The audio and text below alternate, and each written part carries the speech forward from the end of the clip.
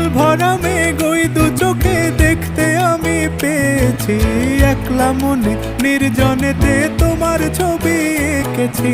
নাম রেখেছি বনলতা যখন দেখেছি, হয়তো বা সেই ক্ষণেই তোমায় ভালোবেসেছি।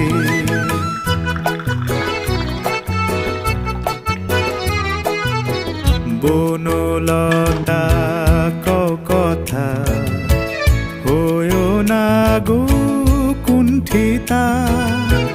বনলতা কথা হয়ো না গো কুণ্ঠিতা।